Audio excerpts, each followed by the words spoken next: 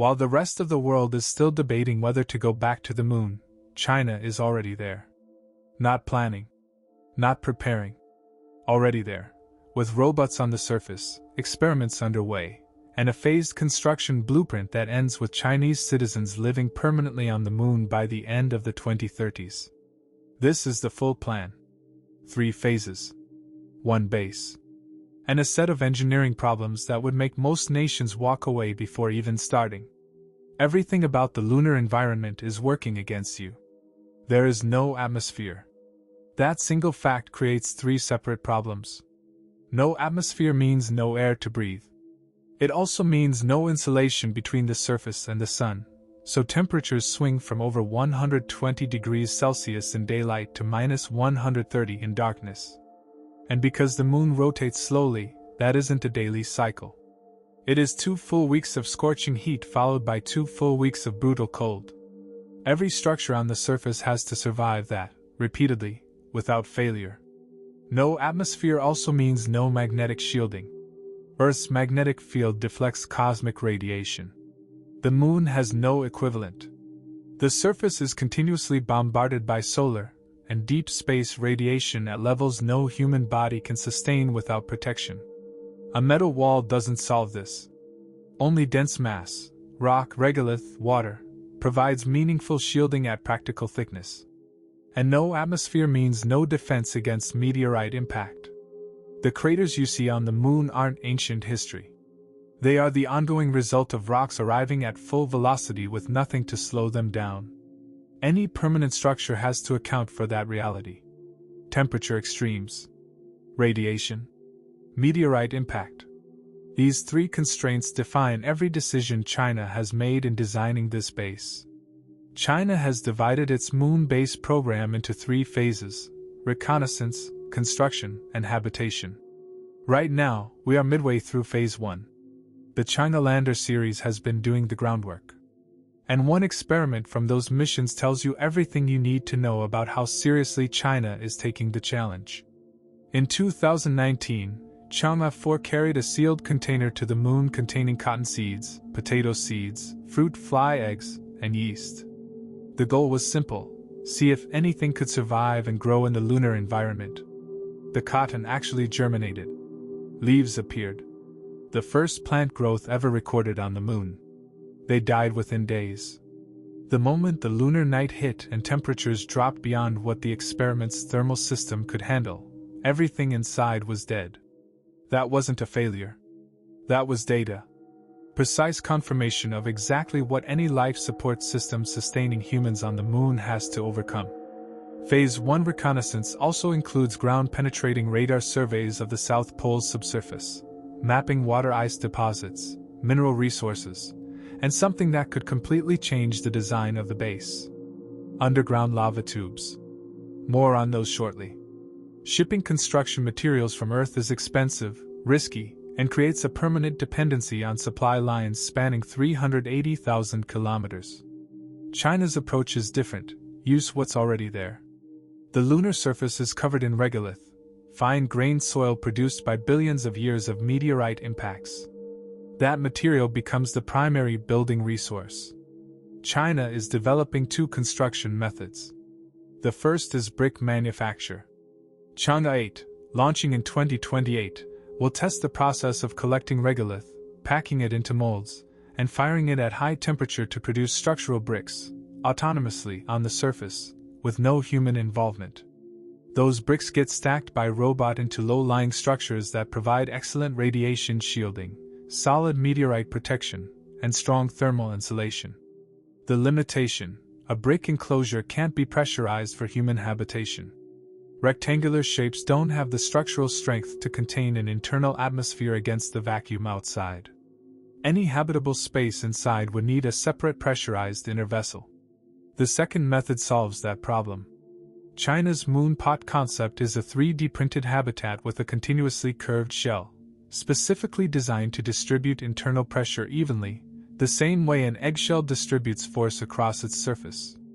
The wall is built in 3 layers: outer shell, inner shell, and a triangular rib framework in between, giving the structure enough strength to be pressurized directly, with no inner lining required. The printing material is lunar regolith melted down and mixed with an adhesive binder. The binder has to come from Earth, so it isn't fully self-sufficient.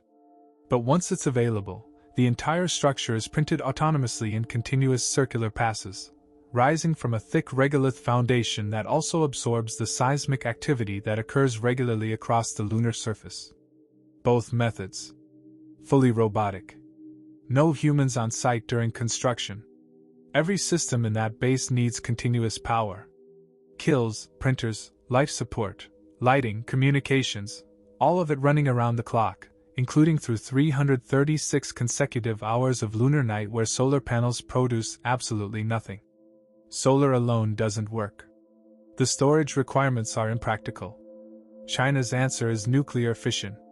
In 2025, China and Russia announced a joint program to build a nuclear power plant on the Moon.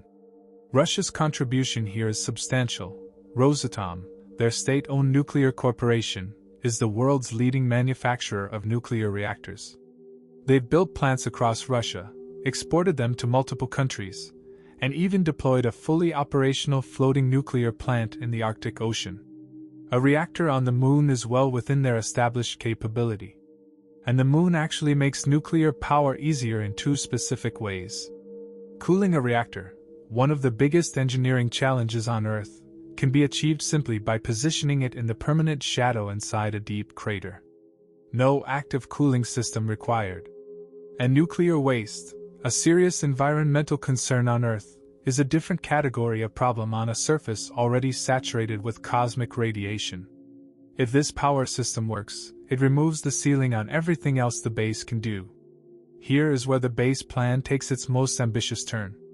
Beneath the lunar surface, there are tunnels. Enormous ones. Formed billions of years ago, when rivers of volcanic lava flowed under hardened crusts and drained away, leaving hollow tubes running through the upper crust. We know they exist because satellites have photographed their collapse points, circular pit openings where the ceiling has caved in, revealing voids beneath. From the size of those openings, the tubes below are estimated to reach kilometers in width and tens of kilometers in length.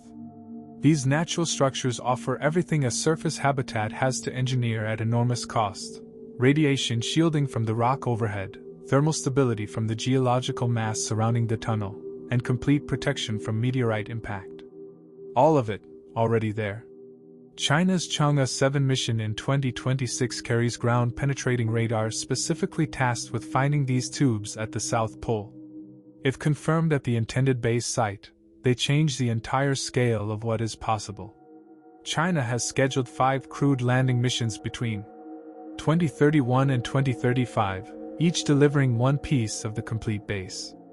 Mission 1, the Command Center, Power Generation and Communications. The foundation everything else plugs into. Mission 2, Research and Scientific Facilities. The base becomes a functioning laboratory, not just a shelter. Mission 3, In situ resource utilization at full scale, water ice extraction, oxygen production, fuel manufacturing from local resources. This is where the base begins sustaining itself.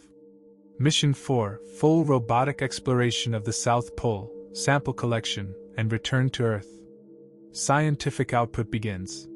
Mission 5, Astronomical observation and Earth monitoring infrastructure. The Moon becomes a scientific platform.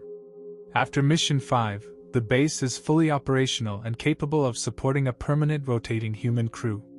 China has also planned earlier crewed landings before 2030, demonstration flights, proving the hardware works before committing to the permanent phase. But those aren't the goal. They are proof the goal is achievable. China isn't the only nation doing this. America's Artemis program is targeting the same South Pole, on a similar timeline, with a similar phased approach.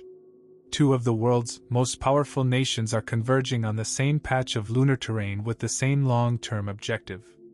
That is not a coincidence. It is a competition.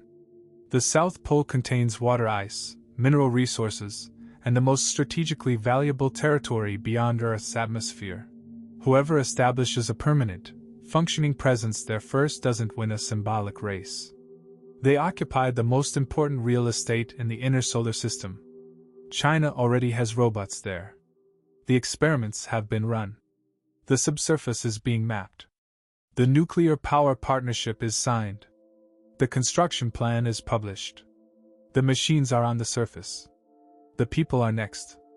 Next video, America's answer to all of this. Subscribe so you don't miss it.